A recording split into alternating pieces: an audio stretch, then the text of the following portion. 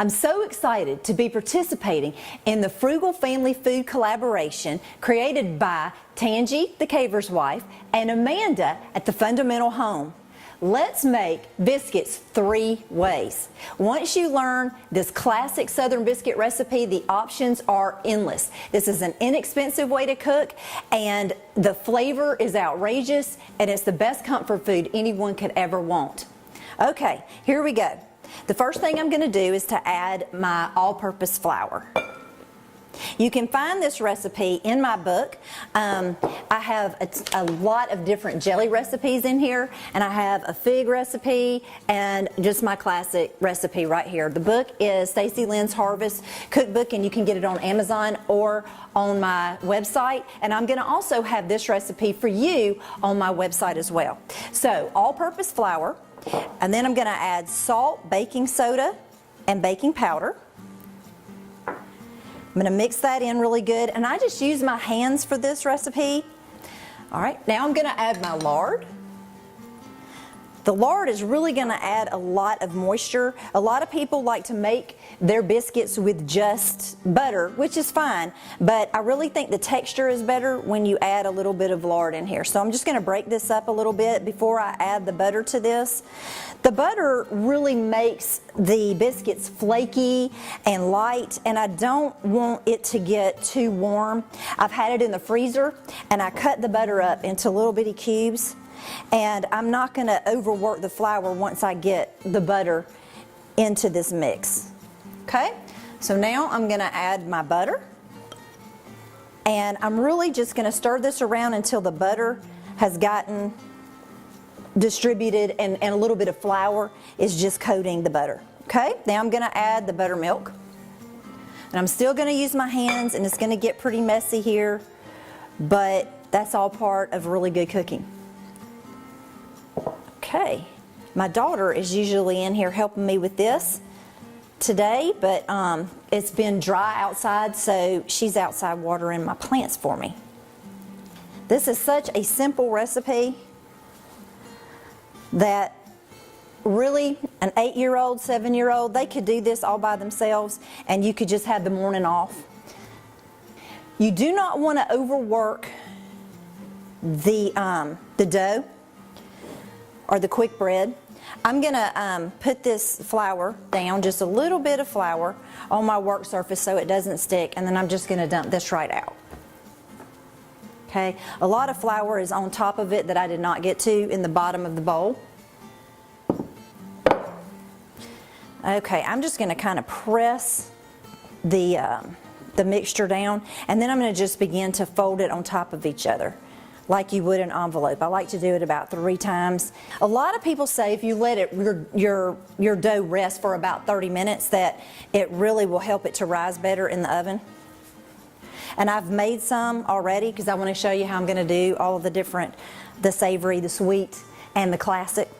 Okay, I've about got it done. One thing you don't want is for it to be, there to be anything shaggy or sticking up on the top of your dough.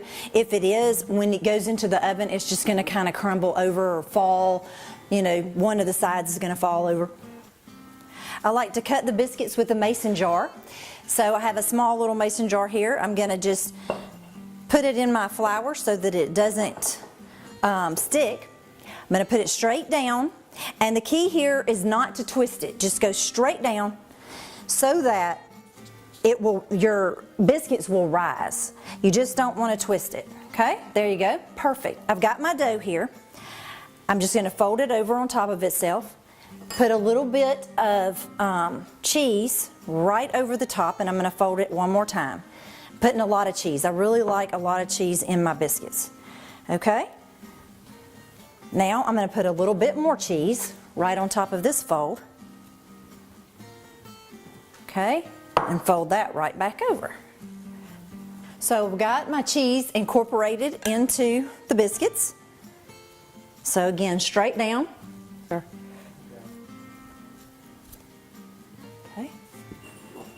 All right, I'm going to put a little bit of butter on the top of these biscuits. That's going to help them to brown, give it a little bit more flavor, and a place for the salt and the pepper to stick. Okay, I'm gonna wash my hands just for a second. All right, let me add the salt. You can add kosher salt, pink salt, any kind of salt that you like. Just add it to the top and don't be shy about it. Here's the cracked pepper. All right, I'm gonna bring over the dough that rested for a while when I was making the other dough, and I'm gonna show you how to do, it's pretty much the same thing. The sweet, I've got 3 parts to 1 part cinnamon sugar. Sugar, I do the 3 parts, cinnamon the 1. I'm just gonna go right over the top of this, very, very liberally, okay? Because I want these to really be sweet, okay? And then you're gonna fold it on top of itself. I'm gonna push it down just a little bit. And I still don't want to overwork the dough, so I'm going to try to do as little as I can, but I want these to be really, really sweet. So I'm going to liberally do this on this side, and then that's going to be it, and then I'll be putting it on the top. Okay, so I'm going to add a little bit of butter to the top and sprinkle it with my sugar mixture. Put them in the pan.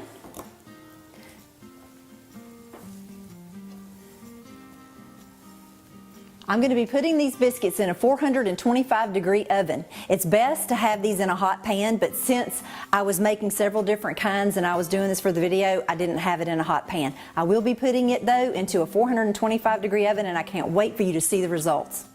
All right, look at these fabulous biscuits. Oh my goodness, they smell so great. Could you please put a little bit of mustard on these biscuits? These are the savory, wonderful savory biscuits. Put a little bit of mustard and some ham, and we will be ready to rock and roll and eat some yummy food. So I'm super, super excited about this. Don't forget to check out my latest book, Stacy Lyn's Harvest Cookbook, and to subscribe to this channel. Most importantly, to subscribe to this channel, you're going to get a whole lot of great recipes coming up. Thanks a lot for joining me today. Remember to check out Brianna B next week on the Frugal Family Food Collaboration, and don't forget to check out their Facebook page as well.